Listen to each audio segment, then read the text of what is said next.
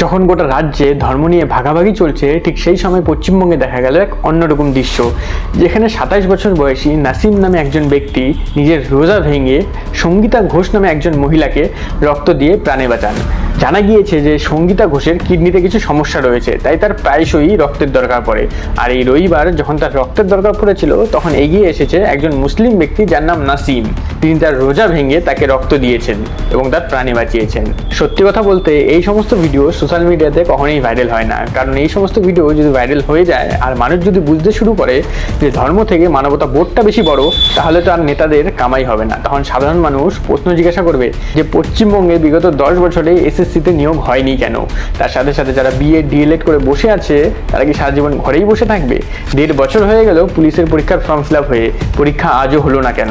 আর এই সমস্ত কথা জিজ্ঞাসা করলেই তো বিপদ, কারণ তখন সরকারকে ঠিকমতো কাজ করতে হবে, সবকিছুর জবাব দিতে হবে সাধারণ মানুষকে। তাই সরকার বলুন, নেতা বলুন, সবাই চায় আমরা ধর্ম নিয়েই ব্যস্ত থাকি, আর তার ফলে এই সমস্ত ভিডিওতে ভিউজ আসে না। দেখুন, সাধারণ মানুষ যদি সবকিছু বুঝে যায়, তাহলে সবচেয়ে বড় যে অসুবিধাটা হবে সেটা হবে নেতাদের। কারণ সেই নেতারা চলবে কি করে, তাদের পকেট ভরবে কি করে? তারা তো কাটমানি যে নেয়, সেটা আমাদের মতো সাধারণ মানুষের কাছ থেকেই নেয়। যখন সাধারণ মানুষ প্রশ্ন করা শুরু করবে, তখন নেতাদেরই সবচেয়ে বড় অসুবিধা হবে। তাই আমাদের ধর্মের মাঝখানে আটকিয়ে রাখাই তাদের মূল উদ্দেশ্য। তাই চলুন থেকে আমরা মানুষের ধর্ম না দেখে নেতাদের কর্ম দেখা শুরু করি, আর সেই হিসাবেই নেতাদের ভোট দিই। তাহলে পরে দেখবেন পশ্চিমবঙ্গ পাল্টাতে বেশি সময় লাগবে না।